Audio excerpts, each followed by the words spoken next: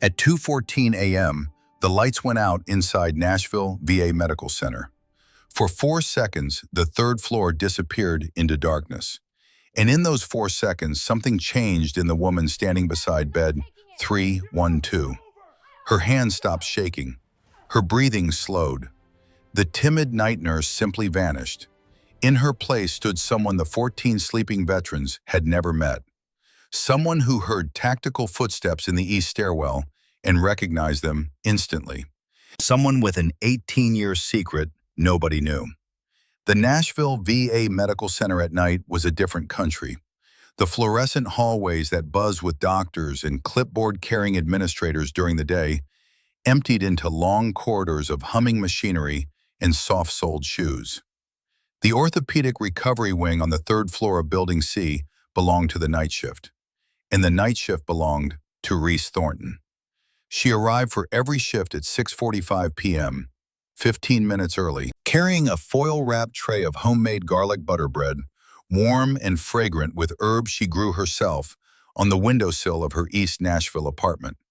The smell would fill the elevator on her way up, a small act of care that had become her signature. She'd leave slices at the nurse's station, on the break room counter, and at the security desk in the lobby where Garrett Webb sat watching the front entrance, with the quiet alertness of a man who'd spent 22 years in uniform himself. "Evening, Garrett," always barely above a whisper. "Evening, Reese. That the garlic bread?" "Yes, sir." "You're gonna make me fat, girl." He'd smile, the kind of smile that crinkled the corners of his eyes. "But I ain't complaining." She smiled back, warm enough, but never quite reaching her gray-blue eyes. Then disappeared into the ward like a ghost slipping through walls. That was Reese Thornton at the Nashville VA. 3 years of night shifts, 3 years of whispered replies and deferred opinions, 3 years of "sorry, doctor, and I didn't mean to overstep, and of course you're right." The charge nurse, Brenda Caldwell, called her "that quiet girl" to the day staff. Not unkindly, but not with respect either. Just a description of someone who took up space without making waves. The residents barely knew her name. When her annual review came around, the supervisor wrote, "adequate but unambitious," and Reese signed it without comment, her signature as small and unremarkable as everything else about her presence. Nobody knew. That was the point. At 5'10" with shoulders built like a linebacker's, Reese should have been impossible to overlook, but she'd spent 18 years perfecting the art of controlled visibility. First in the Special Forces, where being unseen meant survival, where the ability to blend into any environment, to become part of the background noise, was the difference between mission success and body bags. And now in civilian life, where being unseen meant something different. Peace. Or something close enough to pass for it. She hunched. She clasped her hands in front of her, or tucked them into the pockets of scrubs she bought 2 sizes too large. The fabric hung off her frame, hiding the muscle underneath, the physical capability that 18 years of elite training had built into her very bones. When a doctor raised his voice, she dropped her eyes. When a resident made a mistake, and she saw them make mistakes every week, errors that made her jaw clench so hard the muscle twitched, she looked away. She bit her tongue until she tasted copper. Only her hands betrayed her. They were too capable. When she started an IV, it was done in one fluid motion. No hunting for veins, no second attempts. The needle slid home with the precision of someone who'd performed the procedure in pitch darkness, in the back of a moving vehicle, while taking fire. When she repositioned a patient, her grip was precise and impossibly gentle for someone her size, as though she knew exactly how much force each joint could tolerate before damage occurred. Which she did. When she walked the ward at 3 a.m. checking vitals and adjusting drip rates, she cleared each room before entering, a sweep of the eyes so fast and practiced that no one noticed. Exits first, then objects that could be used as weapons or cover, lines of sight to windows and doorways. Finally, hands. Always the hands. It was muscle memory, burned into her neural pathways by thousands of repetitions in places where a missed detail meant death. Garrett Webb noticed. He'd noticed the first week. The security guard was 68 years old, silver-haired and still broad across the chest despite his age. The kind of man who'd stayed fit, not out of vanity, but out of habit. Retired Army Sergeant First Class with 22 years of service, most of it in places the Army didn't officially acknowledge. He'd worked the VA lobby for 6 years, watching a parade of nurses come and go. He'd seen a lot of nurses. None of them moved like Reese.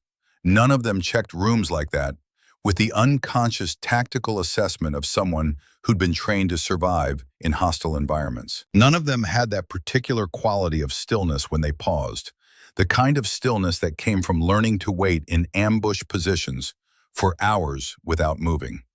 And absolutely none of them brought food to every single person on the floor, every single shift, without being asked. Because Garrett knew what that was. That wasn't nursing school. That wasn't civilian compassion, though it looked like it on the surface. That was a team leader feeding her people. That was someone who understood that morale and mission effectiveness started with making sure everyone was taken care of. That was military leadership distilled down to its most basic, most human form. That was operator behavior. He never said anything. It wasn't his secret to tell, but he watched, and he wondered. And sometimes late at night when the building was quiet and Reese passed through the lobby on her rounds, he'd catch a glimpse of something in the way she carried herself, a shadow of the person she'd been before she learned to hide. Something that made the hair on his forearm stand up. Something that whispered "Special Forces" in a voice only another soldier could hear. On this particular Thursday evening in early March 2026, Reese moved through her rounds with the same quiet efficiency she brought to every shift. She checked vitals in room 304, adjusting Mrs. Patterson's oxygen flow and making a note to mention the slight crackling in her lungs to the day shift. She adjusted pain medication for Corporal James Rivera in 308, a 26-year-old who'd lost his left leg below the knee in Syria and woke up screaming most nights, still feeling the phantom limb that was no longer there. She sat with him until the medication took hold, humming softly, a hymn her grandmother had taught her growing up in rural Kentucky, back when the world was smaller and wars were things that happened to other people's children. Back before she understood that she would become one of those children, that she would volunteer to walk into the fire because someone had to. "That's pretty," Rivera mumbled, his eyes already growing heavy. "What is it?" "Just an old song," Reese whispered. "My grandmother used to sing it. It's about finding peace." "I could use some of that." "I know. Sleep now. I'll be right outside if you need me." Her last stop before midnight was room 312, Randall Kowalski. The door was half open, spilling pale blue light into the corridor from the heart monitor beside his bed. She knocked softly on the doorframe, even though she knew he was awake. He was always awake at this hour. Pain had a way of keeping sleep at bay. "You still awake, Mr. Kowalski?" "Can't sleep. Hips on fire." He shifted in the bed, wincing, his face gray with pain even in the dim light. "Feels like someone's grinding glass into the joint." "I'll adjust your medication. And I told you it's Randy. Mr. Kowalski was my old man. God rest him." She pulled up a chair and checked his IV, her fingers moving over the line with practiced efficiency.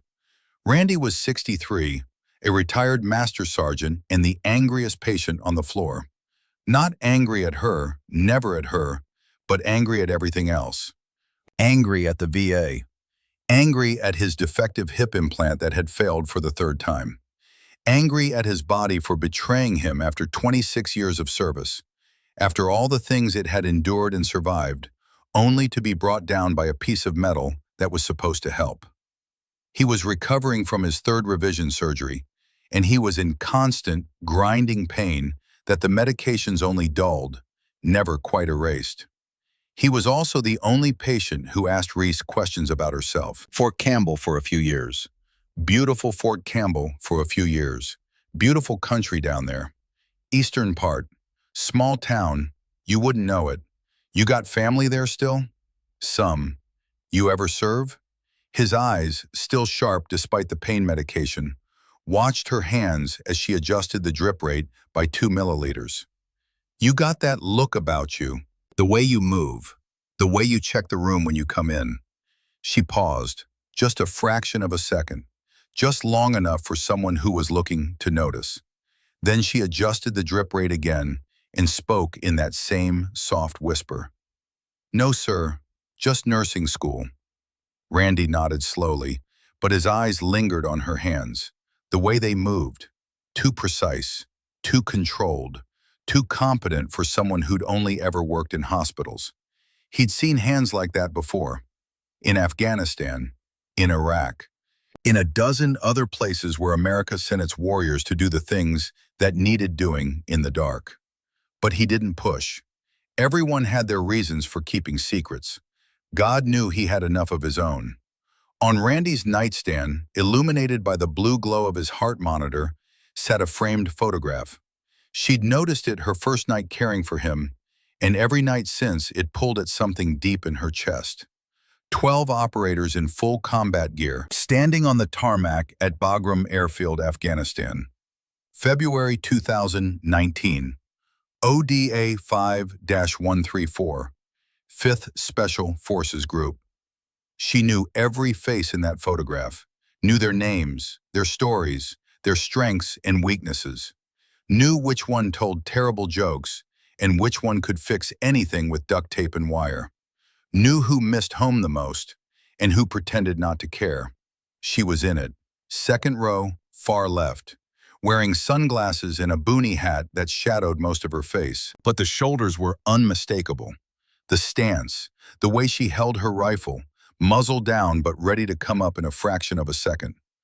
Randy Kowalski didn't know that. He'd looked at that photo 10,000 times over 7 years and never connected the broad-shouldered operator in it to his quiet night nurse who whispered and brought bread and apologized for existing. 7 years tomorrow, Randy said quietly, his voice catching on the words like they were stones in his throat. Reese's hand froze on the IV line for just a fraction of a second. Then she continued, smooth and professional and invisible. Since Tommy, she knew. She'd known since midnight when the date changed. March 7th. The anniversary burned into her memory like a brand, like the scars she carried on her body from 8 deployments. 7 years since the night that divided her life into before and after. 7 years since she'd held a dying man and begged God for a miracle that never came. Get some rest, Mr. Kowalski, she said softly. I'll check on you in an hour. She stepped into the hallway and pressed her back against the wall, out of sight of the door. Under her scrubs, her right hand found the smooth metal disc in her pocket, an ODA 5-134 challenge coin. She squeezed it until the raised Special Forces crest bit into her palm, using the physical pain to anchor herself against the tide of memory threatening to pull her under. Around her neck, under the fabric of her scrubs, a filed, smooth dog tag hung on a plain chain. No text visible.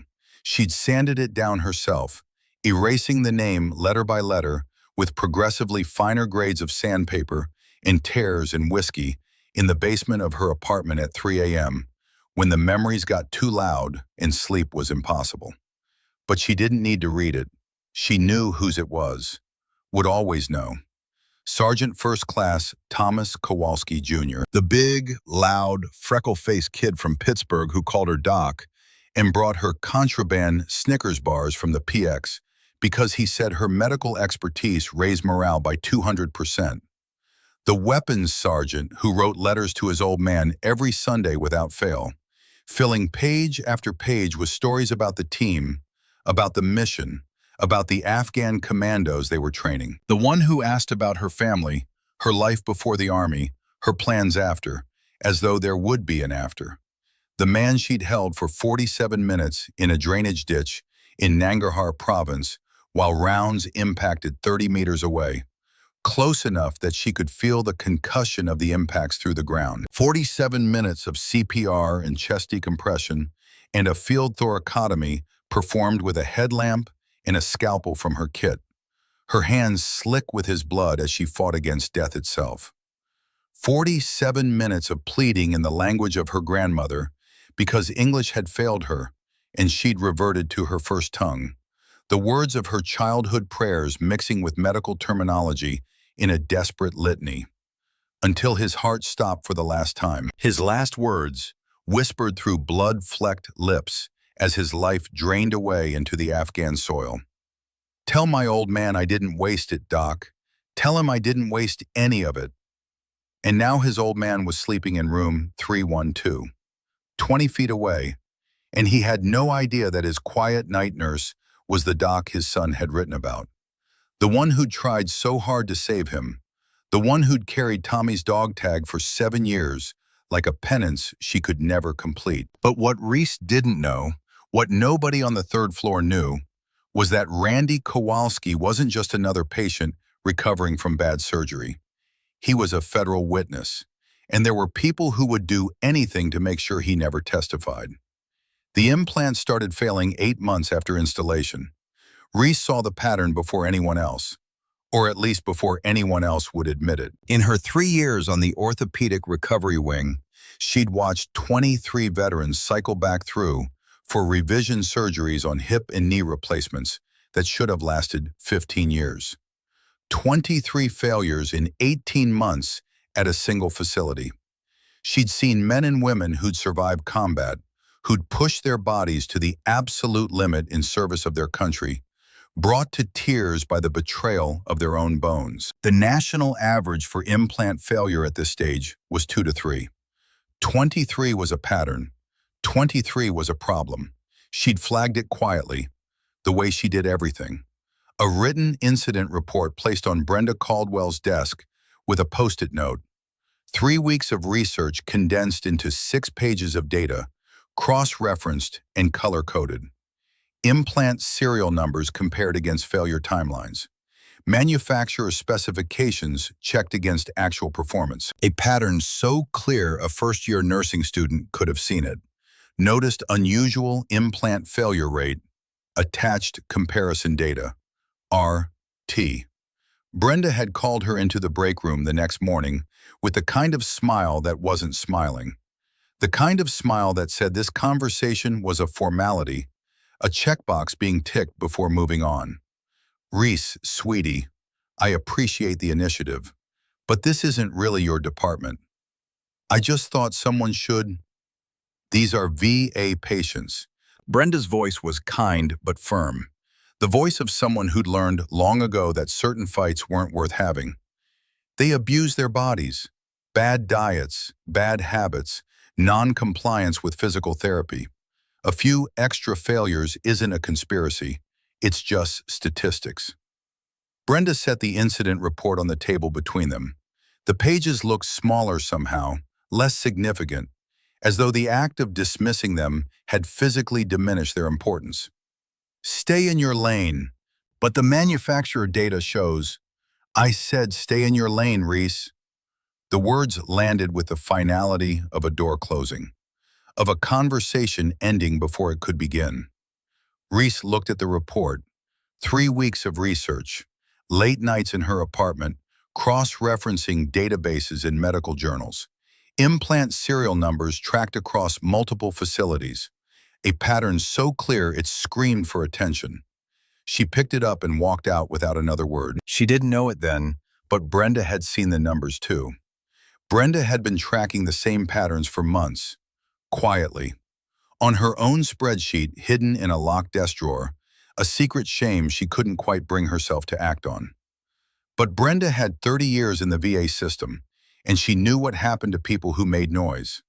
They got transferred to facilities in places nobody wanted to live. Their schedules got changed to the worst shifts. Their annual reviews suddenly developed problems. Their colleagues started avoiding them in the hallways. Brenda was 4 years from retirement, 4 years from a pension that would let her finally rest after 3 decades of taking care of people who'd given everything for their country. She wasn't about to burn it down over a hunch. What neither of them knew was that the implants were more than defective. They were counterfeit. Ironclad Defense Systems, a mid-tier defense contractor pulling $340 million a year in revenue, 60% from VA contracts, had been selling orthopedic implants manufactured overseas at a tenth of the cost. Chinese knockoffs, relabeled as FDA-approved American-made devices, shipped through shell companies and false documentation chains so complex it would take federal investigators months to untangle them. The hip replacements cracking inside veterans' bodies were made from substandard alloys. The knee joints grinding bone against metal were manufactured to tolerances that would never pass American safety standards. The spinal fusion hardware that sometimes simply shattered under normal stress were products that should never have been inside a human being. The man behind it was Craig Davenport, Vice President of Government Contracts. 54 years old, silver-templed, golf-tanned, $4,000 suits and a smile that looked sincere until you noticed it never reached his eyes. He'd served in the Army, supply chain logistics in Kuwait during Desert Storm, never heard a shot fired in anger, never felt the ground shake from incoming mortars, never held a dying friend in his arms. But he wore his veteran status like a campaign medal, a shield against criticism, a key that opened doors, flag pin on the lapel, called everyone brother at VA fundraising events, shook hands with the same veterans whose bodies were being poisoned by his products, their pain funding his lake house in the Shenandoah Valley. "These guys are already broken," he'd told a quality control manager who'd raised concerns at Ironclad's headquarters in Arlington. The manager had data, had documentation, had everything except the will to push further when his job was on the line. Who's going to notice one more bad knee, one more failed hip? They're damaged goods. The VA expects failures. The quality control manager had noticed. So had a few others. And then they stopped noticing. Because that's what happens when your mortgage depends on not noticing. When your children's college fund requires you to look away. When your entire life is built on the foundation of a paycheck you can't afford to lose. But Randy Kowalski had noticed. 3 failed implants had a way of focusing the mind, of making abstract patterns brutally, painfully concrete. He'd started talking to other veterans at the Nashville VA, comparing notes in the cafeteria, in the physical therapy waiting room, in the long, boring hours between appointments, comparing surgical dates, implant serial numbers, failure timelines, building a case one conversation at a time.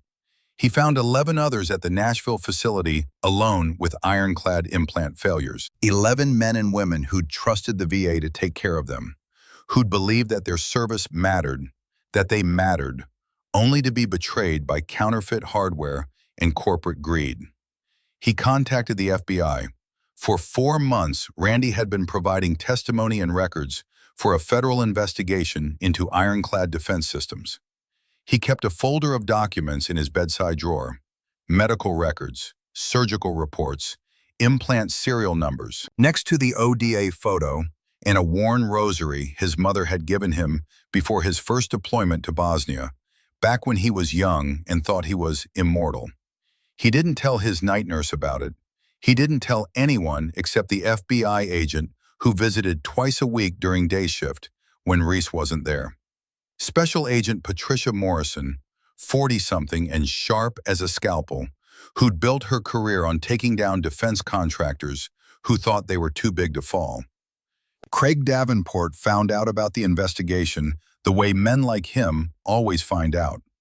A contact at the VA Regional Procurement Office in Washington, the same man who'd been steering sole source contracts to Ironclad for years, collecting a quiet percentage under the table, called with the news that a federal grand jury was being convened, that subpoenas were being prepared, that the carefully constructed house of cards was about to collapse. The key witness was a retired master sergeant at the Nashville VA, room 312. Davenport considered his options over a bourbon at the Hermitage Hotel Bar, 3 blocks from the hospital. Old Fitzgerald, neat, $60 a pour. He had a wife in McLean, Virginia, who'd grown accustomed to a certain lifestyle. A lake house in the Shenandoah Valley where they spent weekends pretending to be the kind of people who'd earn their money honestly. A stock portfolio that would crater to nothing if Ironclad's fraud became public, if the media got hold of the story, if the veterans whose bodies carried his counterfeit hardware learned they'd been betrayed. He thought about the 340 veterans across 11 hospitals who'd been implanted with his company's counterfeits. Thought about them for exactly as long as it took to finish his drink and order another. Then he made a phone call. "I need a problem resolved. Nashville, discreet, tonight." On the other end of the line, a man named Trent Holloway wrote down a room number and calculated how much to charge for murder dressed up as intimidation. Trent Holloway was 38 years old and he'd been falling for 6 of them. Former Army Ranger, 75th Ranger Regiment, 8 years of service. Left as a staff sergeant with a combat record that should have opened doors, that should have meant something in the civilian world. Bronze stars and an Army Commendation Medal with V device for valor. The kind of record that looked impressive on paper and meant nothing to HR departments who wanted degrees and corporate experience. Instead, the doors he found after discharge led to progressively darker rooms. Embassy security in Baghdad. Legitimate work, good pay, boring as hell. Standing post and checking badges and pretending not to see what the diplomats were really doing. Corporate protection in Erbil. Mostly legitimate, protecting oil executives who paid better than the State Department and asked fewer questions about methods. And then the calls started coming from people who needed problems solved without paperwork, without oversight, without the kind of accountability that comes with wearing a flag on your shoulder. People who paid in cash and asked for body camera footage as proof of completion. People who understood that a man with Trent's skills and declining bank account could be persuaded to cross lines he'd once considered sacrosanct. He ran a 4-man team now, all former military, all men who'd served their country with honor and distinction, and then discovered that their country's gratitude had an expiration date, that the skills that made them heroes in Fallujah and Kandahar made them liabilities in Columbus and Cleveland, that civilian life had no place for men who knew 100 ways to kill someone and only a few ways to make an honest living. They did discreet problem resolution for clients who paid well and didn't ask unnecessary questions. Intimidation mostly, occasionally theft. The kind of work that let them pretend they weren't criminals, that they were just soldiers without a war, providing a service in a market that demanded it. Trent wasn't a thug, that was the problem. That was what made the fall so steep. He was professional, controlled, precise, a soldier who'd simply pointed his training in a direction that paid better than the VA disability checks that never seemed to cover the rent, who'd convinced himself that the work was necessary, that someone had to do it, that his skills shouldn't go to waste just because the Army didn't need him anymore. He moved like he was still in the stack. He used hand signals. He planned operations the way he'd been taught at Fort Benning, with contingencies and rally points and abort criteria, with the same attention to detail he'd once applied to missions that mattered. He was what Reese could have become, the dark mirror, the path not taken. At 1:45 a.m. on Thursday night, Trent and his 3-man team entered the Nashville VA Medical Center through a service entrance on the building's east side. A cloned maintenance badge, purchased for $800 from a disgruntled facilities employee who gambled too much and paid attention too little, got them through the door without triggering any alarms. They wore black tactical gear, plate carriers and ballistic helmets, carried suppressed Sig Sauer P-32Os loaded with subsonic ammunition, and moved with the coordinated efficiency of men who'd done this kind of work before, who'd trained together until they could communicate with nothing but hand signals and eye contact. Though never at a VA hospital, never against veterans. Trent tried not to think about that part, tried not to think about the fact that the men sleeping in the rooms upstairs had worn the same uniform he had taken the same oath, had bled for the same flag. Tried to compartmentalize it the way he'd been taught, to focus on the mission and ignore the moral calculus. They had one objective: access room 312, retrieve or destroy Randy Kowalski's documentation, and convince him, through whatever means necessary, to recant his FBI testimony, to suddenly develop memory problems, to decide that maybe he'd been mistaken about those implant failures. They were authorized to use necessary force. Trent understood what that meant. Had understood it the moment Davenport used those words on the phone. Necessary force was a euphemism, a way of saying kill him if you have to, without actually saying the words. He also understood that Davenport hadn't specifically ordered anyone killed. Plausible deniability, the currency of cowards, the thing that let men like Davenport sleep at night while men like Trent did their dirty work. At 2:14 a.m., Trent's communications specialist, a former Signal Corps sergeant named Pike, cut the power to Building C at the junction box in the basement. Simple work for someone who'd spent 6 years managing tactical communications networks. Snip the right wires, flip the right breakers, and an entire building goes dark. The lights died floor by floor, the darkness rolling upward like a tide. Emergency generators kicked in 4 seconds later, bathing the hallways in dim red light. Just enough illumination to move by, just enough to make everything look like a scene from a horror movie. Upstairs on the 3rd floor, the skeleton night crew experienced those 4 seconds of darkness differently. Marcus Hayes, the 24-year-old nursing assistant on his 3rd week at his first hospital job, stood at the nurse's station and felt his stomach drop. The red emergency lighting made the hallway look wrong, alien, like something from a nightmare. His hand found the phone without him consciously deciding to reach for it. And Marcus seriously considered whether this job was worth $12 an hour. Brenda Caldwell was in the medication room counting narcotics for the shift log, a tedious but necessary ritual that kept the DEA happy. She looked up at the red lights and muttered a profanity she'd learned from her ex-husband. Power failures at the VA meant paperwork. She sighed and went back to counting. She sighed and went back to counting pills. Garrett Webb was in the lobby 1 floor down. He felt the lights go and his hand went to the radio on his belt. Muscle memory from 22 years of responding to emergencies. His other hand went to his hip where a service weapon used to ride, finding only empty air. Power failures happened. Equipment got old. Maintenance got deferred.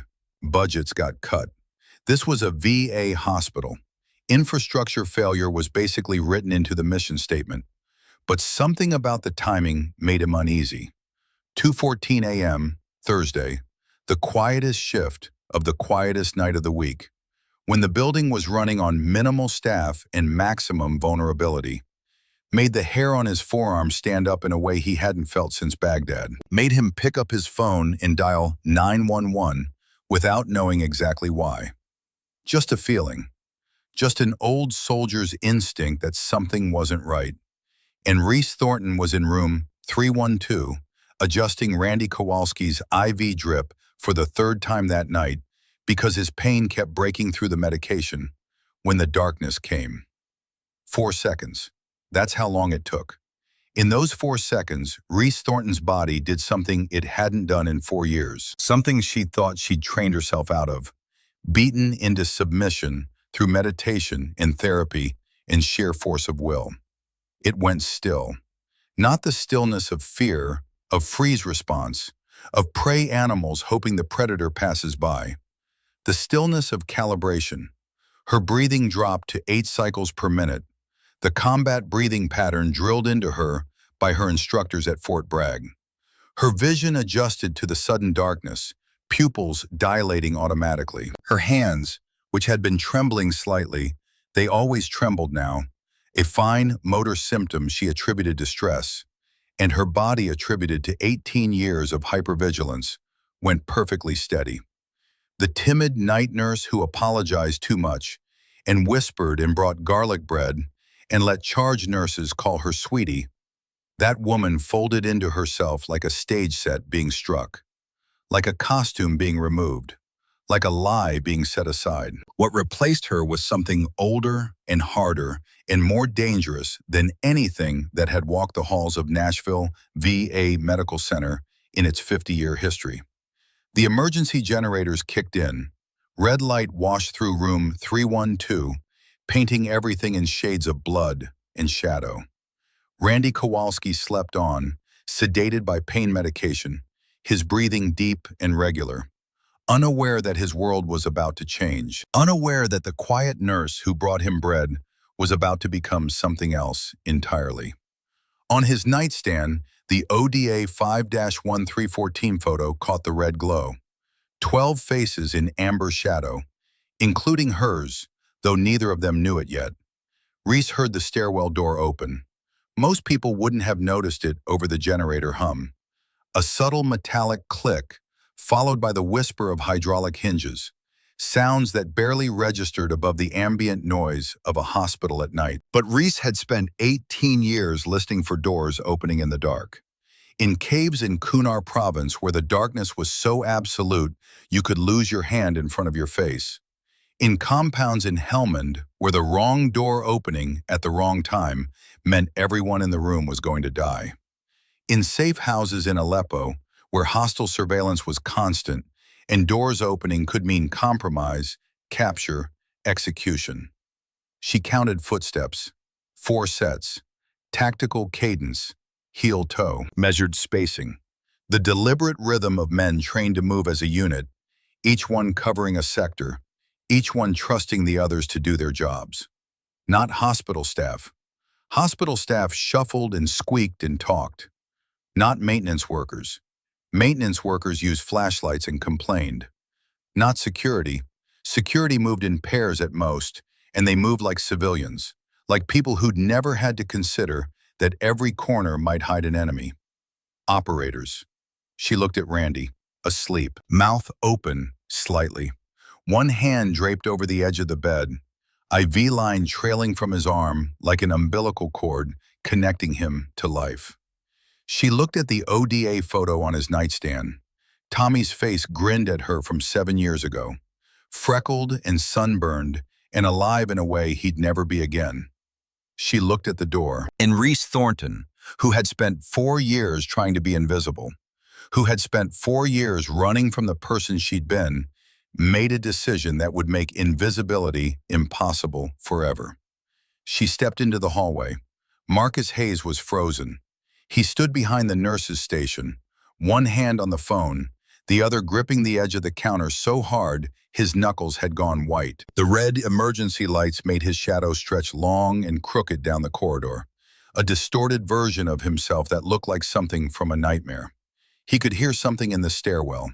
Footsteps, more than one person, moving with purpose, moving like they knew exactly where they were going and what they were going to do when they got there. And something about those footsteps, the precision of them, the deliberate cadence, the way they seemed to move in perfect synchronization, told him this was not a normal night at the VA.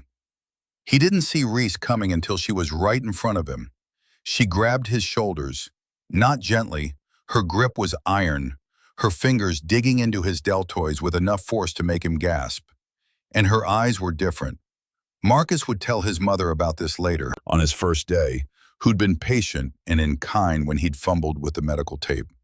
But her eyes had gone flat and focused in a way that made every hair on his body stand up.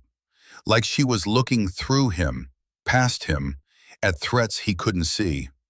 Like she'd become something predatory. She spoke in a voice he'd never heard from her. Low, clear, commanding. The voice of someone who expected instant obedience and had never been disappointed. No trace of the whisper. Marcus, look at me. She waited until his eyes met hers, until she had his complete attention. There are armed men in this building. I need you to move every ambulatory patient into rooms 318 and 320. Lock the doors. Push the beds against them. Do it now. Go. Marcus went. He didn't question it. He didn't ask how she knew. Didn't ask why she was giving orders instead of calling security. Didn't ask why her entire demeanor had changed. Something in her voice, an authority so absolute it bypassed rational thought and spoke directly to the part of his brain that understood chain of command, even though he'd never served a day in uniform, made questioning impossible. He ran. Brenda Caldwell appeared from the medication room, her clipboard forgotten in her hand, her face slack with confusion. She'd heard Reese's voice, that voice, and it had pulled her into the corridor like a hook, like a summons she couldn't ignore. Reese turned to her. Call 911. Tell them armed intruders, Building C, 3rd floor, 4 hostels, military trained. Then lock yourself in the medroom. Do it now. Brenda stared. In 3 years, she had never heard Reese speak above a whisper. In 3 years, she had never seen Reese stand at full height, shoulders back, taking up space like she had every right to it. The woman in front of her was 2 inches taller than Brenda remembered, and her shoulders filled the corridor in a way that should have been obvious all along, that made Brenda wonder how she'd ever missed it. Who the hell are you? Now, Brenda went, not because she understood, because something in Reese's eyes made it clear that questioning was not an option, that this was not a request, that survival depended on obedience. And then Reese was alone in the hallway, and the footsteps in the stairwell were getting closer, and she had 11 minutes until the police arrived because she knew Nashville Metro response times the way she knew everything about her operating environment. Knew them because she'd timed them, tested them, because part of her had always been preparing for something like this, even if she hadn't consciously acknowledged it. Because Green Berets don't just occupy space, they own it. And she had no weapon and no backup, and 14 veterans on this floor who were counting on her without even knowing it. 14 men and women who'd given everything for their country and deserved better than to die in their sleep because some defense contractor wanted to protect his profit margin. This was Green Beret doctrine, not SEAL direct action, not the overwhelming force and speed that the Navy's elite relied on, not Ranger shock and awe, not the massed firepower and frontal assault that was the Army's answer to most problems. Unconventional warfare, the art of doing everything with nothing, the art of asymmetric response, the art of turning disadvantage into advantage, of making the enemy's strength irrelevant, of winning fights that couldn't be won through conventional means, the art of turning a hospital into a fortress. She moved fast. She ripped the hand sanitizer dispensers off the walls. 3 of them, industrial-size units filled with alcohol gel, mounted at strategic points along the corridor for infection control, and squeezed their contents across the tile floor at the 2 choke points in the L-shaped corridor, creating slick patches that would be nearly invisible in the red emergency lighting. Slippery barriers that would disrupt a tactical advance, that would force the enemy to slow down, to lose their rhythm, to become vulnerable. She pulled the fire extinguisher from its wall bracket, 20 pounds of pressurized CO2 in a red metal cylinder. In a dark hallway against men wearing night observation devices, a blast of white fog would blind both the optics and the operators simultaneously, would overload their NODs with a white flare bright enough to cause temporary blindness even after they tore the goggles off. She repositioned a heavy medication cart, 300 pounds of locked steel drawers on wheels, into the narrowest point of the corridor, creating a bottleneck that would force the intruders to move single file, that would eliminate their tactical advantage, that would turn a coordinated team into a string of isolated targets. She disconnected an IV pole from its base in the supply room, 6 feet of aluminum tubing with a weighted base, light enough to swing fast, heavy enough to do damage. A staff, a weapon. In Afghanistan, she'd once neutralized an insurgent with a tent pole during a compound raid when her rifle had jammed. This was better. Aluminum instead of fiberglass. Better balance, better reach. Then she did the thing that would have made her instructors at Fort Bragg proud. The thing that would have earned a nod of approval from Master Sergeant Raines, who'd taught her that darkness was an asset, not an enemy. She opened the utility closet, found the breaker panel, and killed the emergency lights on the third floor. The corridor went black. Perfect. Absolute darkness. The intruders had night observation devices, expensive equipment, probably Generation 3 or better, that turned darkness into twilight, that gave them a massive advantage over anyone without the same technology. She didn't have nods, didn't have night vision, didn't have anything but her memory of the space and her training. But she'd worked this floor for 3 years. She knew every corner, every door, every squeaky tile, knew which floorboards creaked and which stayed silent, knew every supply closet and connecting corridor and blind spot, had memorized it all without consciously meaning to, because that's what operators did. They owned their environment. In Afghanistan, she'd operated in caves where the darkness was so absolute you could press your fingers to your eyes and see no difference, where the only way to navigate was by touch and memory and trust, where light meant death because it gave away your position. Darkness isn't the enemy, she told herself, and felt the truth of it settle into her bones like an old friend arriving unannounced, like a forgotten skill returning at the moment it was needed most. Darkness is where Green Berets live. She positioned herself behind the doorframe of room 310, 2 doors down from Randy's room, and waited, patient, still, the way she'd waited in 100 ambush positions in a dozen countries, controlling her breathing, controlling her heartbeat, becoming part of the environment. The IV pole rested against her shoulder. Her breathing was slow, 8 breaths per minute. Combat breathing, the rhythm that kept her calm, kept her focused, kept her ready. Her hands were steady. The footsteps reached the 3rd floor. Inside room 312, Randy Kowalski's eyes opened. The pain medication had started to wear off.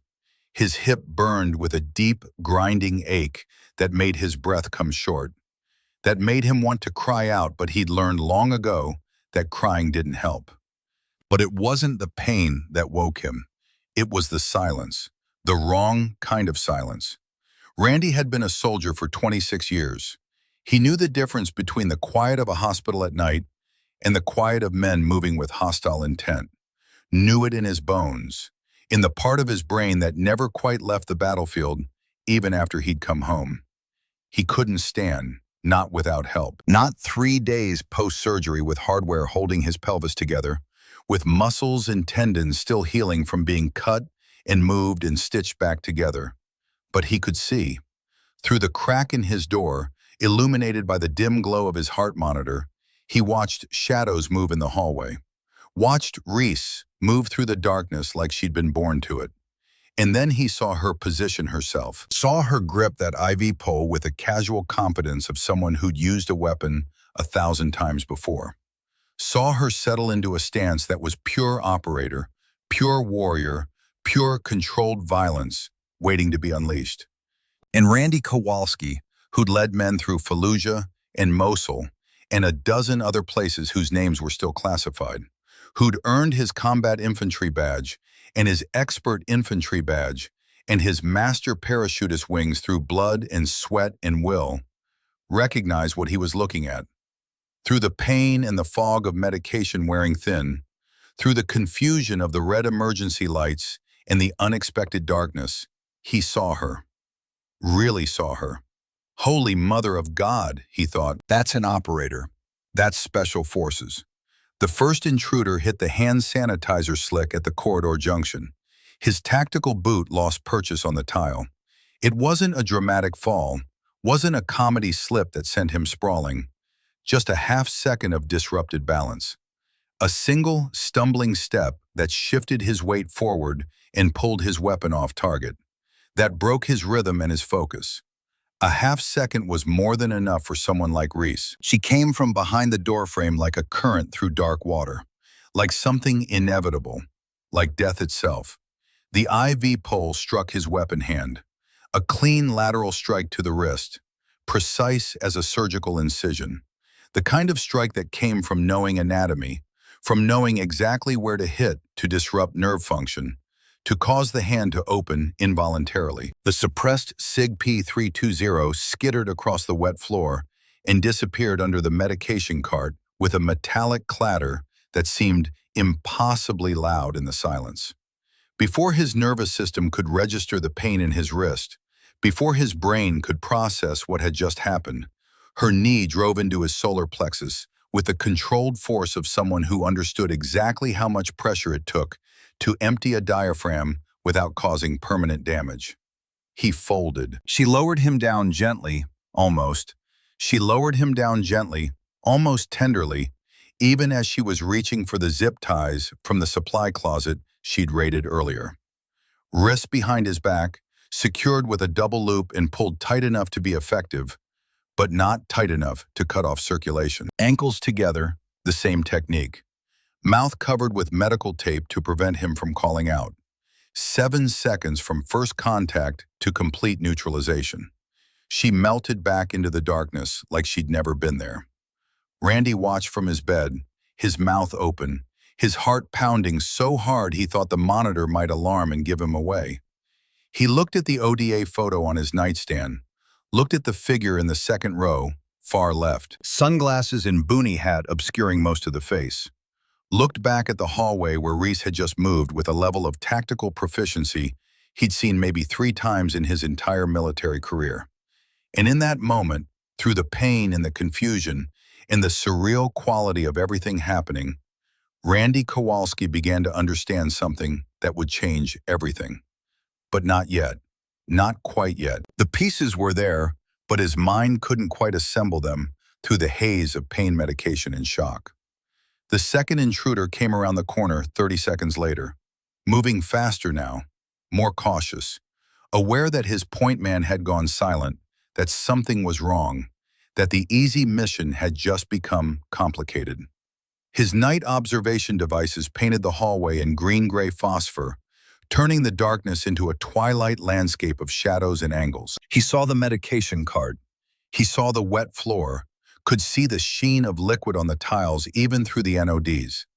He didn't see Reese, because she was in the room to his left, behind the door, holding the fire extinguisher like a weapon, her finger on the trigger, waiting for the perfect moment. The CO2 blast hit him square in the face, a thunderclap of white fog that overloaded his nods with a blinding flare, that turned his carefully cultivated night vision into a liability, and simultaneously filled his lungs with freezing gas, the temperature differential causing his airways to spasm, his body to rebel against the unnatural cold. He tore at his goggles, gasping, blinded, unable to breathe properly, unable to see, unable to do anything but react to the immediate sensory overload. Reese stepped forward and applied a rear naked choke, not a dramatic stranglehold from the movies, not the kind of thing that crushes the windpipe and leaves permanent damage, but a precise vascular constriction, compressing the carotid arteries on both sides simultaneously, cutting off blood flow to the brain without damaging any tissue. He was unconscious in 8 seconds. She lowered him to the floor as gently as the first, already reaching for more zip ties. Same procedure. Wrists, ankles, tape. Efficient, professional. "You are not a warrior," her instructor at Fort Bragg had told her class 17 years ago. Master Sergeant Raines, a legend in Special Forces, a man who'd done things in places the Army would never acknowledge. "You are a surgeon of violence. Cut only what needs cutting. Leave everything else intact." She was cutting. But the first 2 had been the easy ones. The lone operators separated from their team, moving without proper support or coverage. Isolated targets. What came next was different. Trent Holloway had heard the silence. In tactical operations, silence was louder than gunfire. Gunfire meant contact, meant engagement, meant your people were fighting and therefore still alive. Silence meant something else entirely. His point man hadn't reported. His second operator hadn't reported. Radio silence that stretched beyond the acceptable window, that indicated compromise or capture or death. That meant one of 2 things: communications failure, equipment malfunction, some technical problem that could be solved, or someone on this floor was taking his team apart. He and his remaining operator, a former Marine named Griggs, who'd served in Ramadi during the worst of it, had pulled back to the East Corridor and regrouped. Standard tactical procedure when contact was lost. Consolidate, reassess, adapt. Trent's mind was working fast, running through scenarios and probabilities with the speed that came from years of experience. A hospital floor, night shift, skeleton crew, minimal security. This should have been easy. This should have been in and out, done in 10 minutes with nobody the wiser until morning. Who on a skeleton crew could silently neutralize two trained operators in a dark hallway? Who had the skill, the knowledge, the capability? The answer was no one. Unless the person wasn't what they appeared to be. "We've got a player on this floor," Trent said quietly to Griggs. "Not a civilian. Hospital security?" Griggs kept his weapon up, scanning the darkness through his NODs. "No, someone with real training, someone who knows what they're doing." They advanced together, back to back, covering angles the way they'd been taught, the way they'd done in Fallujah and Ramadi and Baghdad, trusting each other completely because trust was the only thing that kept you alive in situations like this. This was different from the first two. These were men who expected resistance now, men who were scanning every shadow and doorframe, who had their weapons up and their fingers on the triggers, who were ready for contact. But Reese wasn't in the shadows anymore. She'd moved through the supply room that connected to the parallel corridor, a route she knew because she stocked those shelves every Thursday night, because she knew every inch of this floor better than the men hunting her knew their own weapons. She came up behind them through a door they didn't know existed, moving with the silence that came from years of practice, from thousands of hours of training in how to move without sound. Griggs was closest to her. She took him from behind with the same choke. Carotid compression, controlled, precise. The technique so ingrained it was automatic, muscle memory that didn't require conscious thought. He went down heavy. 220 pounds of former Marine collapsing into her arms, dead weight that she had to control and lower carefully. And she lowered him as quietly as she could, her muscles straining with the effort. But he hit a supply cart on the way down. The rattle of metal echoed through the corridor, loud in the silence. A tactical error she couldn't prevent. Trent spun. He was alone now. 3 men down, his carefully planned operation falling apart, and standing 12 feet away in the red glow of the stairwell exit sign, a woman in nurse's scrubs was holding an IV pole like a bowstaff. He aimed his weapon at center mass, sight picture perfect, trigger finger indexed, ready to fire. The woman didn't flinch. She didn't raise her hands in surrender, didn't plead for her life, didn't do any of the things civilians did when they found themselves looking down the barrel of a weapon. She stood in a stance that Trent Holloway recognized the way a wolf recognizes another wolf, the way one apex predator recognizes another. Weight centered, knees soft, angles calculated, every line of her body expressing a readiness so calm it was more terrifying than aggression. The stillness of someone who'd been in this situation before and survived. "You're SF," he said. Not a question, a statement of fact. She said one word in Pashto. "Vodriga." Stop. The language of Afghan commandos. The language of people who understand what happens next if you don't stop.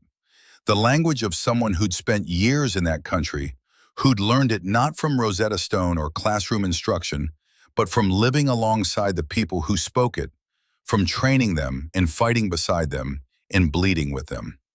Trent Holloway had been a ranger. He'd worked alongside special forces teams in Afghanistan, had seen them in action, had learned to recognize their particular brand of professionalism. He'd heard that accent before, the precise Nangarhar dialect spoken by someone who'd lived it, not learned it from a textbook or a training course. He knew what he was looking at. He put his weapon on the floor, carefully, deliberately, not because of fear. He'd faced death before. had made peace with it in a dozen firefights, because of recognition. Because the woman standing in front of him was what he'd been before he started falling. Before he'd let desperation and debt and disappointment turn him into someone who took money to hurt veterans. Before he'd crossed the line between soldier and criminal. And in the red light of that corridor, looking at the absolute stillness of her eyes, the complete lack of fear or hesitation, Trent Holloway understood for the first time exactly how far he'd fallen. "I'm done," he said quietly. "I'm sorry." Reese didn't lower the IV pole. Not yet. Trust had to be earned, especially from someone who'd come here to kill. Behind her, she heard a noise, a shuffling, heavy breathing, and then Garrett Webb's voice, breathless from 3 flights of stairs at 68 years old. Holy hell! Garrett stood at the top of the stairwell, his radio in one hand, his eyes wide behind his security glasses. He looked at the 3 zip-tied operators on the floor, looked at Reese standing in the red light with an IV pole across her shoulders, her stance pure warrior, pure operator. And Garrett Webb, who'd spent 22 years in the Army and 6 years watching this woman bring bread and whisper apologies, who'd suspected but never known for certain, started to laugh. Not humor, recognition, vindication, the satisfaction of being right about something that mattered. "I knew it," he said, his voice thick with something like pride, like relief. "I knew the first week. You're a Green Beret, aren't you?" Reese didn't answer, but she didn't need to. The evidence was lying on the floor around her. 3 trained operators taken down without a single shot fired, without a single civilian casualty. The police arrived 11 minutes after Brenda's 911 call, their response time slightly faster than Reese had calculated because Garrett's call had come through first, had been tagged as an active threat at a federal facility. What they found on the 3rd floor of Building C was a scene that would take investigators 3 days to fully reconstruct. That would require statements from multiple witnesses and review of security camera footage from every angle. 4 intruders subdued, 2 zip-tied with medical supply restraints, hands behind backs, ankles together. 1 unconscious, still breathing steadily. 1 sitting against the wall with his hands raised and an expression on his face that the first responding officer, a 10-year veteran of Nashville Metro, would later describe as a man who just met God and realized he'd been praying to the wrong one. 0 patients harmed, 0 staff harmed. 1 night nurse standing in the corridor, holding an IV pole, breathing normally, as calm as if she just finished a routine vitals check. The first officer through the stairwell door was a former Marine. Staff Sergeant Rodriguez, 2 tours in Afghanistan, now wearing a different uniform but carrying the same bearing. He took 1 look at Reese, her posture, her breathing, the controlled precision with which she'd arranged the scene, and said what Garrett Webb had been thinking for 3 years. "Ma'am, what branch?" Reese didn't answer, but Garrett Webb was there. He'd come up from the lobby the moment he heard the commotion, the moment the radio traffic made it clear something serious was happening. Moving faster than a man his age should have, his old Army instincts carrying him up 3 flights before his knees caught up with the decision. He walked up behind Reese and put a hand on her shoulder. Gentle, respectful. "I knew it," he said quietly. "I knew." The next 3 hours blurred into a cascade of flashing lights and radio chatter and FBI agents arriving in dark sedans with government plates. Trent Holloway's body camera, still recording throughout the entire assault, was seized as evidence. 11 minutes of high-definition video that would be played in a federal courtroom, that would be analyzed frame by prosecutors building their case. On that footage, 11 minutes that would end Craig Davenport's life as he knew it. The camera had captured everything, including the pre-operation briefing where Trent confirmed the target, confirmed Davenport's authorization, confirmed the specific instruction to make the witness unreliable, including the phrase necessary force with all its dark implications. Trent cooperated immediately. He gave the arresting officer one statement before being read his rights, before the lawyers got involved, and everything became tactical positioning. Tell the nurse she's the real deal. Then he told the FBI everything. The phone call from Davenport, the payment, $50,000 wired through 3 shell companies to make it harder to trace. The clone badge, the body cameras, the rules of engagement, all of it. As Trent was led away in handcuffs, not zip-tied to a gurney as planned, but walked out under his own power because he'd surrendered peacefully, he passed Reese in the corridor. Their eyes met. He didn't say anything else. He didn't need to. They both knew what they were. Warriors, soldiers, people who'd been trained to do violence in service of something larger than themselves. The difference was what they'd chosen to do with it. One had chosen to protect. The other had chosen to harm. And in that moment, in that brief eye contact, Trent Holloway saw the path he could have taken, the person he could have remained. By dawn, the 3rd floor was quiet again. The patients who'd been moved to the secure rooms were back in their beds, most of them unaware of what had happened, chalking it up to a drill or a false alarm. Marcus Hayes, who'd performed flawlessly during the crisis, despite being 24 years old and 3 weeks into his first hospital job, was sitting in the break room with a cup of coffee, staring at nothing, processing. Brenda Caldwell was in the charge nurse's office, also staring at nothing, but for different reasons. Thinking about implant reports and staying in lanes and all the small decisions that added up to big consequences. Reese was in room 312. She hadn't left the floor. She'd refused to leave until every patient had been assessed, every vital checked, every IV line confirmed, until she knew for certain that everyone under her care was safe. The FBI wanted a full debriefing. Hospital administration wanted her in a conference room. News vans were already setting up in the parking lot. She told them all the same thing. My patients come first. I'll be available at shift change. Randy Kowalski was awake now.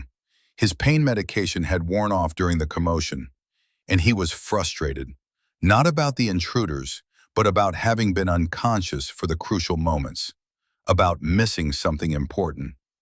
They tell me my nurse turned into Rambo and I was asleep, he said, slapping the bed rail with his good hand. 26 years in the Army, and I missed the action because of a drip bag. Reese adjusted his pillow, checked his surgical site, made sure the swelling was within normal parameters. I just called 911, Mr. Kowalski. Right, and my hip works great, he shifted painfully, wincing. And I'm the Easter Bunny. Then his expression changed. The frustration drained away, replaced by something older and heavier, something that had been building in the back of his mind, pieces clicking together, even through the medication fog. He reached for the framed photograph on his nightstand, the one he looked at every day, the one that had become both comfort and torture over 7 long years. You know what today is? She knew. March 7th. She'd known since midnight. 7 years, Randy said, his voice dropping to a register that had nothing to do with volume and everything to do with grief. Since my boy died. He held the photograph up, angling it toward the dawn light coming through the window, golden light that made the image glow, that made the 12 faces seem almost alive. 12 operators in full kit, Bagram Airfield, a lifetime ago. This is his team, Randy said. His thick finger traced across the faces, touching each one like a blessing, like a prayer. They told me the team medic worked on Tommy for 47 minutes before they called it. His voice cracked on the number. 47 minutes. I never got that medic's name. They said it was classified. National security, need to know. He looked at Reese. She was perfectly still. Not the trained stillness of an operator preparing for action. Not the controlled breathing and muscle relaxation that preceded violence. The stillness of a woman who had known this moment was coming for 3 years and had never once allowed herself to prepare for it. Who had hoped it would never come and feared it would come simultaneously. Randy looked at the photo. He looked at Reese, really looked at her, seeing past the scrubs and the whispered voice and 3 years of careful invisibility. He looked at the photo again. Second row, far left, sunglasses, boonie hat, broad shoulders that matched the shoulders in front of him. Same jaw, same hands, same way of standing, weight balanced, ready to move in any direction. "Oh my God," Randy whispered. The sound that came from Reese Thornton wasn't a sob. It was smaller than that, more fundamental. The kind of sound that comes from somewhere deep in the chest, from a place where words haven't formed yet. A single exhalation. A fracture in the wall she'd built around herself for 4 years. A crack in the armor she'd welded together piece by piece, late at night in her apartment, trying to become someone new by sheer force of will. A tear tracked down her face. One tear. She didn't wipe it away. She nodded. For a long moment, neither of them moved. Randy stared at the woman who had been his quiet night nurse for 3 months. The woman who had whispered and brought bread and apologized for existing, who had been nearly invisible despite being 6 feet away from him for hours every night. The woman who had held his son for 47 minutes while Tommy died. The woman who had just saved his life. All of it was her. All of it had always been her. His chest felt like it was being crushed. Not from pain, though the pain was there. From something bigger than pain. From gratitude and grief, and a kind of love that didn't have a name, that couldn't be expressed in any language he knew. Randy Kowalski, 63 years old, retired master sergeant, 3 failed hip implants, a walker and an IV line, and a hospital gown that left him exposed and vulnerable, lifted himself out of bed. It must have been agonizing.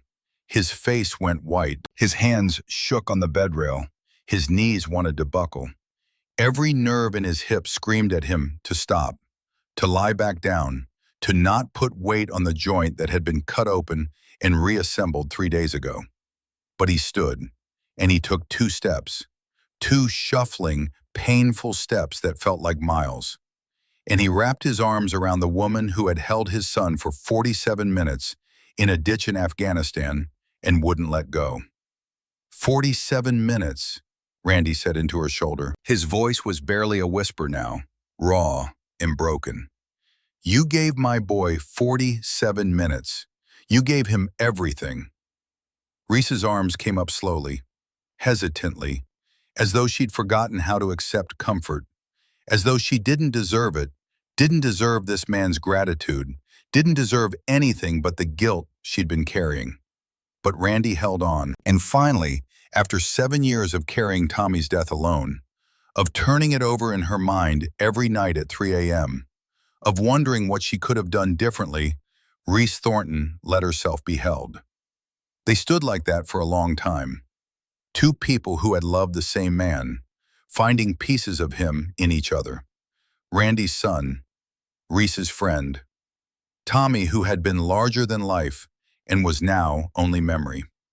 When Randy finally pulled back, his eyes were red but clear. He looked at Reese's face, really looked at her, seeing past the nurse's scrubs and the whispered apologies and 3 years of careful invisibility, seeing the warrior underneath, seeing his son's doc.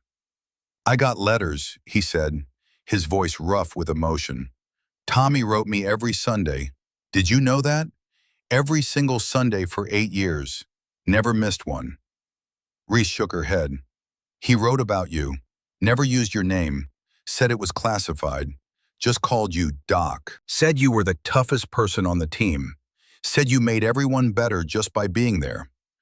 Randy reached up and touched the chain around Reese's neck, the one she'd hidden under her scrubs for 7 years, the one she touched when she needed strength or courage, or just a reminder that Tommy had existed, that he'd been real.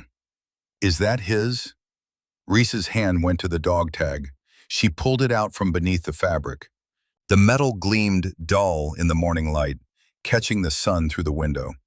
Filed smooth, no text visible, just metal and chain and 7 years of grief. Randy took it in his hands, ran his thumb over the surface. The same motion Reese had made 10,000 times in 7 years, whenever she needed to feel close to someone she'd lost. He didn't need to read the name. He already knew. "Tommy gave it to me," Reese said, her voice barely audible. "After I saved an Afghan kid, 12 years old, caught in crossfire during a village raid, took shrapnel in the chest. I worked on him for 3 hours." She looked down at the smooth metal. "Tommy said anyone who'd fight that hard for a stranger's child deserved to be on the team. Said I'd earned it. Said," her voice broke, "said I was the best of them." Randy closed his eyes, tears running freely down his face now.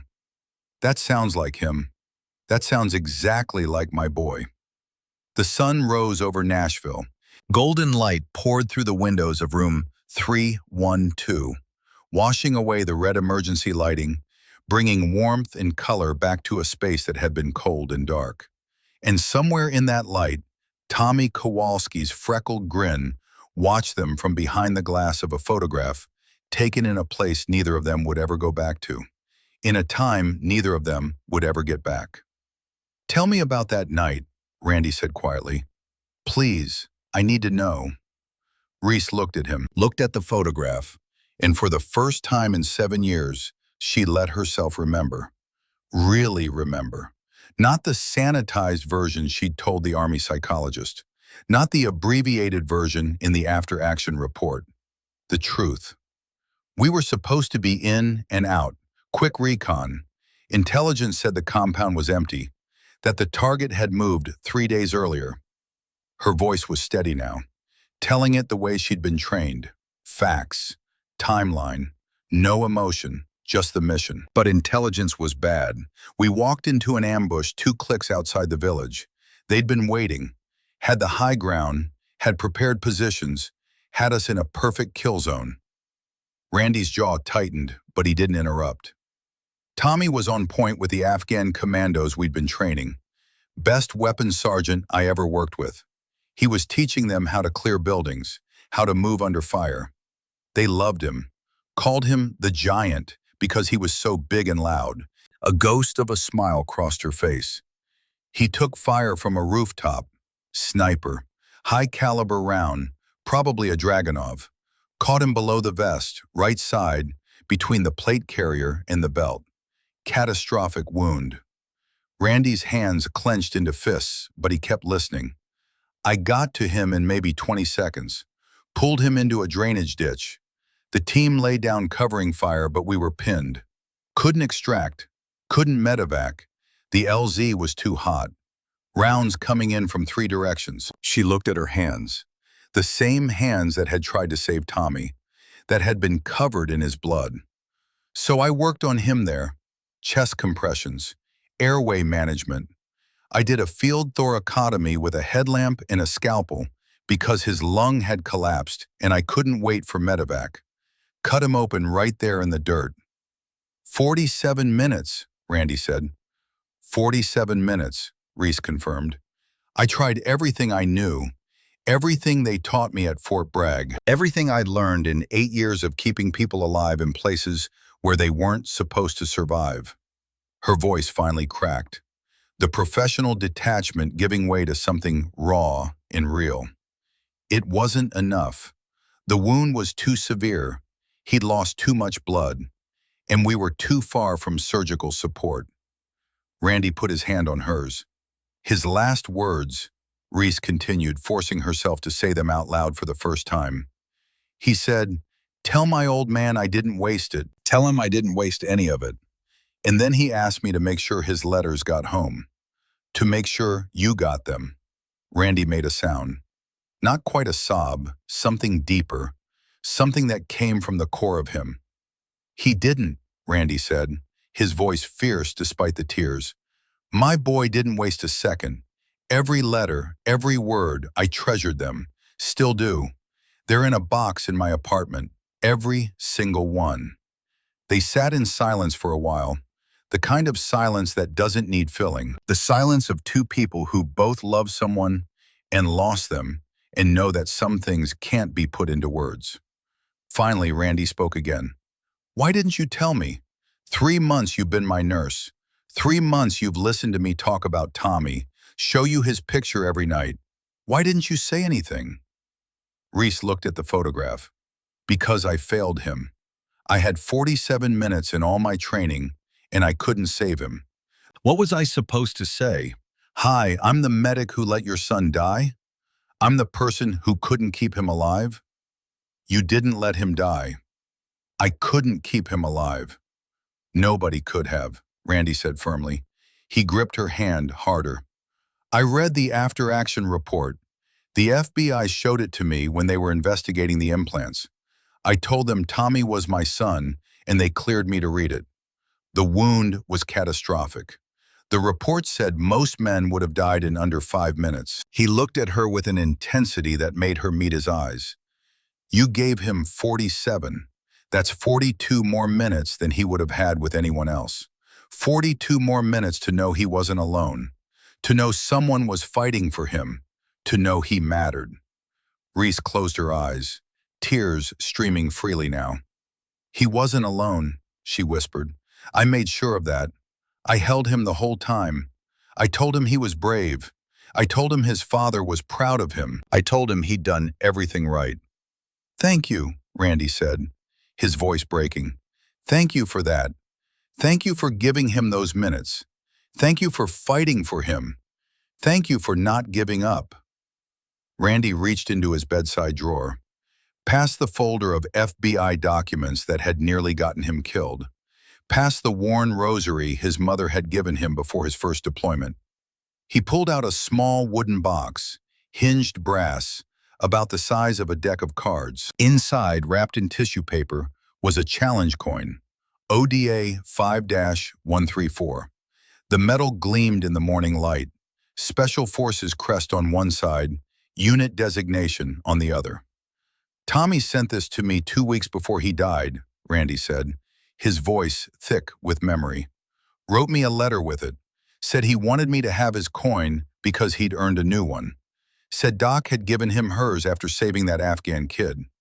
Said it was an honor to carry Doc's coin. Sadid carrying 2 coins was bad luck anyway. He pressed the coin into Reese's palm. The metal was warm from being in the drawer, warm from 7 years of being kept close. You already have one. Your own. Now you have his. You earn both. Reese looked at the coin, the raised Special Forces crest, the unit number, the weight of it in her hand, heavier than it should have been. She pulled her own coin from her pocket, the one she'd carried for 18 years, through 8 deployments, through 100 missions. 2 coins, 2 lives, hers and Tommy's. I don't deserve this. The hell you don't, Randy said, his voice fierce now. You held my son for 47 minutes, and last night you stood between me and 4 men who came to kill me. You took them down without firing a shot, without hurting a single patient. You think Tommy would want his coin going to anyone else? Reese couldn't speak, could only hold the coins and feel the weight of them, the meaning of them. Randy leaned back against his pillows, exhausted from the effort of standing, from the emotional intensity of the conversation. But his eyes were clear, clearer than they'd been in years. Thank you, he said again, for fighting for him, for not giving up, for giving him those 47 minutes, and for 3 years of taking care of his old man without me knowing who you were. The door opened. Garrett Webb stood in the doorway. He looked at Randy, looked at Reese, looked at the 2 of them with red eyes and held hands, and understood immediately what had happened. Understood that something profound had shifted, that secrets had been revealed, that healing had begun. I'll come back, he said quietly. No, Randy said. Come in, Garrett. You should hear this too. You earned it. Garrett entered slowly, respectfully, and stood at the foot of the bed, his security guard uniform somehow looking more dignified than it had any right to. Randy looked at his old friend, his battle buddy from Gulf War I, from the long nights on guard duty, from 1,000 shared experiences. Garrett, meet Sergeant First Class Reese Thornton, United States Army Special Forces, The woman who held my son for 47 minutes in Nangarhar province. Garrett's eyes widened. Then his face broke into a smile. Slow and genuine and full of vindication. I knew you were somebody, he said to Reese, but I didn't know you were Tommy's doc. Randy talks about you all the time, the medic who wouldn't give up. She didn't just hold Tommy, Randy said, his voice full of pride. Last night she took down 4 armed men to protect this floor, to protect me, to protect every veteran in these rooms. Garrett nodded slowly. I saw the tail end of it, most professional thing I've ever witnessed. And I've seen a lot in 22 years. Special forces.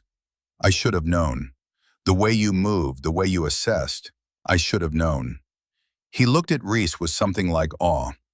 You know what Tommy used to call you? In his letters? Reese shook her head. Garrett smiled. The quiet storm. Said you were the calmest person under fire he'd ever met. Said you had this way of making everyone around you better just by not panicking, just by being steady. Randy laughed, a short, surprised sound that broke through his tears. That's exactly what he wrote to me, too. The quiet storm. I read that letter 100 times. He said, Dad, Doc is the quiet storm. When everything goes sideways and people are screaming and rounds are flying, Doc just gets quieter. Quieter and faster, and suddenly everyone's calm because Doc's calm. Reese looked down at the 2 challenge coins in her hand. I wasn't calm, she said. I was terrified every single day. That's what made you good, Garrett said. Fear is honest. You just didn't let it run the show. You felt it and kept moving anyway. The FBI wanted their debriefing. Hospital administration wanted their statements. The press wanted their story.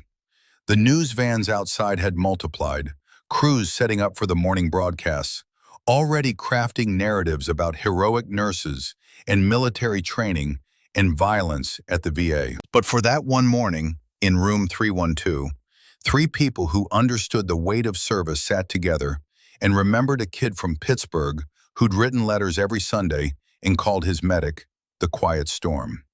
The ironclad case detonated across the country like a delayed fuse.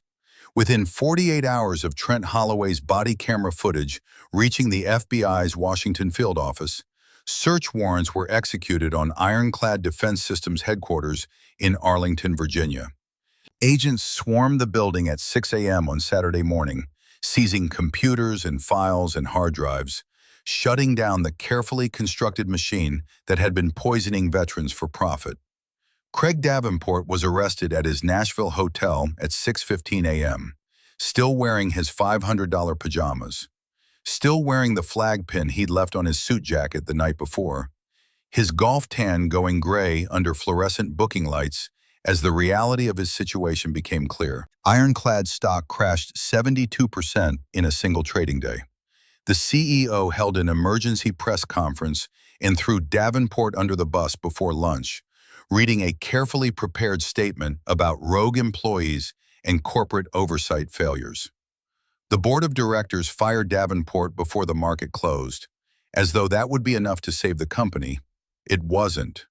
The company faced $180 million in federal penalties, a class action lawsuit from 340 veterans across 11 VA hospitals who'd been implanted with counterfeit hardware, criminal charges for fraud, for conspiracy, for violations of federal contracting law so numerous the indictment ran to 63 pages. Davenport's speeches at veteran charity events were replayed on cable news. The handshakes, the brother talk, the flag pin sincerity, all of it played on an endless loop, each repetition making it more grotesque. Evidence of a hypocrisy so complete, it almost seemed like performance art. He was sentenced to 22 years in federal prison. He cried at the sentencing hearing, apologized to the veterans he'd harmed, begged for mercy he'd never shown them. The judge was unmoved. You wore a uniform, the judge said. You took an oath, and then you betrayed every principle that uniform represents. Not for necessity, not for survival, for profit, for a lake house and a stock portfolio. 22 years. The gavel fell. The Nashville story broke locally first. Night nurse stops armed intruders at VA hospital and went national within hours when the military connection surfaced. When reporters learned that the quiet nurse who'd taken down 4 trained operators was a decorated Green Beret who'd served 8 deployments, Garrett Webb gave an interview to a Nashville affiliate that got picked up by every major network, that went viral on social media, that turned him into an overnight celebrity. I watched that woman for 3 years. She moves like a ghost. I served 22 years in the Army. I know special operations when I see it. I knew she was hiding something. I just never said anything because it wasn't my secret to tell. Brenda Caldwell walked into the hospital director's office 3 days after the assault and placed a folder on the desk. Inside, 18 months of quality assurance records she'd been tracking on her own. Implant failure data, serial numbers, patterns she'd documented and then hidden because she was afraid, because she'd chosen her pension over her principles. I knew something was wrong, Brenda told the investigators. Her voice steady now, no more excuses. Reese told me. She brought me data. She showed me the pattern, and I called it normal. I told her to stay in her lane. She looked at the director, at the FBI agents, at the weight of her own failure. That's on me. I saw the numbers. I knew something was wrong, and I chose to look away. I chose my retirement over their health. Her testimony, combined with Randy's 4 months of FBI cooperation, became the backbone of the federal case. The evidence that showed the pattern was visible, was knowable, was ignored by people who should have acted. Brenda found Reese in the break room the following week. She stood in the doorway for a long time before speaking. Watching Reese fill out paperwork, the same careful handwriting, the same quiet presence that Brenda had dismissed for 3 years. I owe you more than an apology, Brenda said. I owe you the truth. I saw the implant numbers too. I was afraid of losing my job, afraid of making waves, afraid of everything except what I should have been afraid of, which was letting veterans suffer because I was too cowardly to speak up. Reese looked at her. 3 years of sweetie and stay in your lane and she's fine for night shift. 3 years of being dismissed by a woman who'd seen the same broken veterans coming back for their 3rd and 4th surgeries and chose to look away because it was easier, because it was safer, because retirement was only 4 years away. I know, Reese said, it was enough. Not forgiveness. Forgiveness would take time, would require more than words, but something harder and more real than forgiveness. Acknowledgement. The kind of truth-telling that doesn't need a hug or absolution. Just recognition. Just saying the thing out loud and letting it exist in the space between them. In the weeks that followed, the Secretary of Veterans Affairs called personally. A general from Army Special Operations Command called. The Army wanted to set the record straight about Reese's service record, wanted to honor her publicly, wanted to make her a symbol.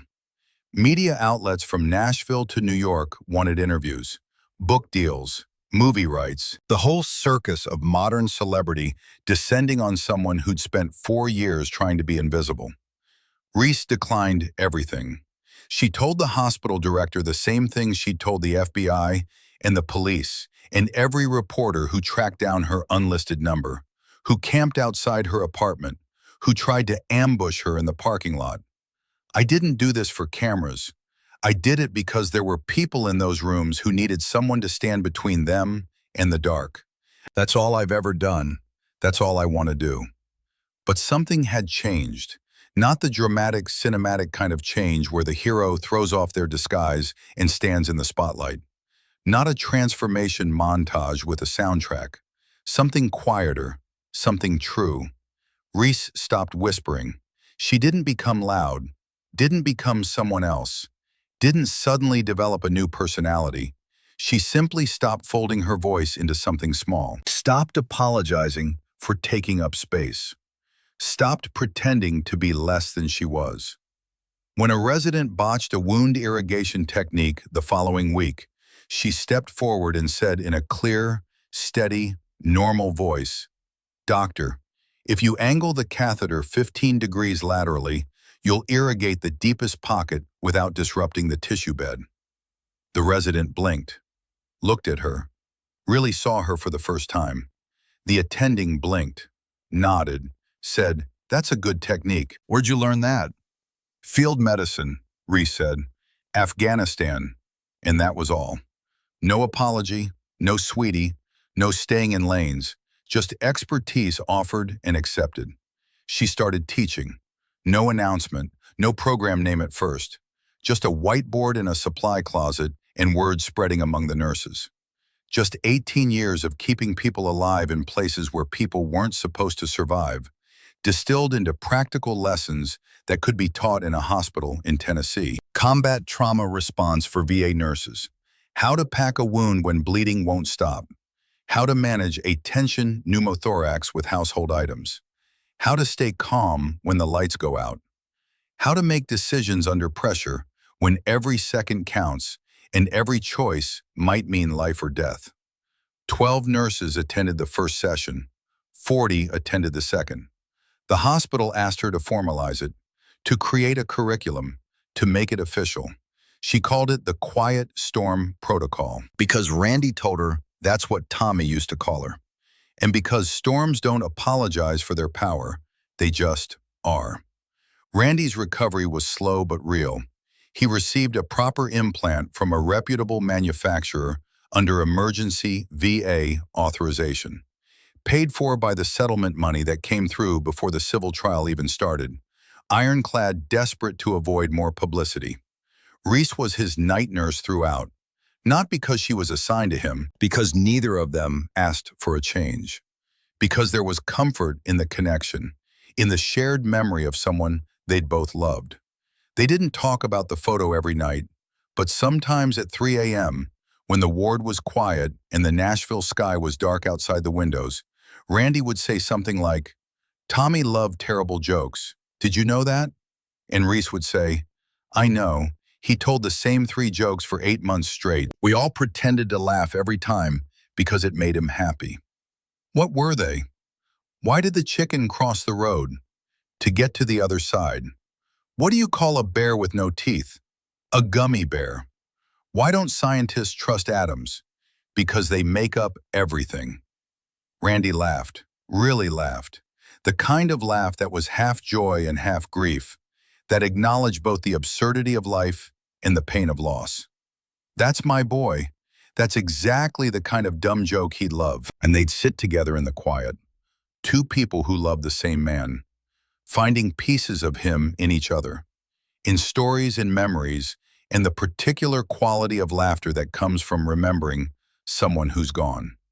6 months after the assault, Randy was discharged. He could walk without a walker, could stand without wincing, could move through the world like a person instead of a patient. On his last day, he came to the nurse's station where Reese was doing paperwork. "I got something for you," he said. He handed her a photograph, not the ODA team photo, a different one. Randy and Tommy at a Steelers game. Tommy was maybe 16, gap-toothed and grinning, face painted black and gold, holding a foam finger. Randy's arm around his shoulders, both of them laughing at something the camera couldn't capture. "That's from before," Randy said, his voice soft. "Before the Army, before everything, when he was just my kid who loved football and terrible jokes and his old man." He pointed to Tommy's face. "That's who you saved. Not just the soldier.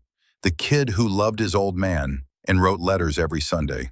The kid who couldn't wait to come home and watch Steelers games on the couch." Randy's voice thickened. "You gave him 47 more minutes of being that kid, and I'll never forget it." Reese took the photograph with shaking hands. Look at young Tommy, unburdened by war, still innocent of everything that would come. "Thank you," she whispered. Randy smiled, squeezed her shoulder. "No, Doc, thank you." He left the hospital that afternoon, walking on his own, head up, future open. Garrett Webb, who'd been waiting in the lobby to drive him home, stood and saluted as Randy passed. Randy returned it, sharp, crisp, the salute of soldiers who understood what it meant. Two old soldiers, understanding without words. Reese went back to work that night. She brought garlic bread. She checked vitals. She hummed her grandmother's hymn at 3 a.m. But she hummed it louder now, loud enough for patients to hear, loud enough to fill the corridors with something besides machinery hum and suffering. And when they asked what it was, she told them, "It's an old song my grandmother taught me, about finding peace after the storm, about being still after the chaos." And for the first time in 7 years, when she smiled, the smile reached her eyes. In her pocket, 2 challenge coins clicked together as she walked. Her own and Tommy's. Both earned, both carried. Around her neck, 1 dog tag, smooth and warm from her body heat. Tommy's name erased but his memory intact. On the wall of her apartment, 2 photographs now. Tommy in Afghanistan, grinning in the sun. Operator, warrior, brother. Tommy and Randy at a Steelers game, before the world got complicated. Son, kid, future. 3 months later, on a warm June evening, Reese Thornton stood in the parking lot of Nashville VA Medical Center at the end of her shift. The sun was setting. Golden light painted the sky in shades of amber and rose, the kind of sunset that made everything look softer, more forgiving. She pulled out her phone and looked at a photo Randy had sent her that morning. Him and Garrett at a Predators game, both grinning, both walking without assistance, both looking 10 years younger than they had 6 months ago. The text below read, "Tommy would have loved this. Wish you were here, Doc." She smiled. Typed back, "Next time, save me a seat." Around her neck, the dog tag rested against her chest, smooth and warm. In her pocket, 2 challenge coins clicked together as she shifted her weight. Behind her, through the lobby windows, she could see Marcus at the nurse's station, Brenda making her rounds, new faces learning what it meant to care for warriors who'd given everything. Ahead of her, the parking lot stretched toward the city, toward home, toward whatever came next. Reese Thornton had spent 18 years learning how to be a warrior. She'd spent 4 years learning how to hide. And now, finally, she was learning how to be both. To be soft and hard. To be gentle and fierce. To bring bread and carry coins. To whisper when the moment called for silence. And to command when darkness came. She got in her car and drove toward the sunset. Tommy's voice echoed in her memory from 7 years ago. From a different sunset in a different country. From a conversation they'd had after a particularly difficult mission. "Doc, you know what makes you different? You fight just as hard to save lives as you did to take them. Most people, they're one or the other. Killers or healers. You're both. That's rare." She understood now what he meant. The fight never ended. It just changed forms. And she would keep fighting. For Randy, for Tommy, for every veteran who walked through those doors needing someone to stand between them and the dark. Not because she had to, because she chose to. Because that's what warriors do. They answer the call, every single time. There's a saying in Special Forces, something they teach in the Q course, something that becomes part of your DNA if you stay long enough. The mission is the reason. The team is the family. Reese Thornton had found her mission again. Not the missions the Army gave her. Not the operations planned by colonels in air-conditioned offices thousands of miles from the fight. Her mission, the one she chose for herself. To protect, to serve, to stand between the vulnerable and the dark. And she'd found her family. Not the team photo family, though she'd never forget them. A new family. Randy and Garrett and Marcus, and even Brenda, all of them bound together by one night when everything changed. The sun dipped below the horizon, painting the sky in shades of purple and indigo, and Reese Thornton drove home through the gathering darkness, unafraid, ready, whole. She would come back tomorrow night at 6:45 p.m., 15 minutes early, carrying garlic bread. She would check vitals and adjust medications and sit with young veterans who woke up screaming. She would teach the quiet storm protocol to anyone who wanted to learn. And if the lights went out again, if armed men came through those doors again, if anyone threatened the people under her care, she would answer. The same way she'd always answered, with everything she had. Because sometimes the most dangerous person in the room is the one nobody notices. Sometimes the bravest thing a warrior can do is not pick up a weapon, but put down the disguise. And sometimes, in a VA hospital at 3 a.m., a woman who brings bread and hums hymns and speaks in normal tones will remind you that gentleness was never the absence of strength. It was strength, choosing to be soft, until the moment came to be hard. And then, when that moment passed, choosing softness again. Because that's what real warriors do. They protect, they serve, they stand between the vulnerable and the dark. And when the sun rises, they go back to the work of healing. That's the mission. That always was the mission. Reese Thornton understood that now. She would never forget it again. The quiet storm had found her peace, and in finding it, she'd shown others how to weather their own storms. One shift at a time, one veteran at a time, one 47-minute stand against the darkness at a time. That was enough. That would always be enough.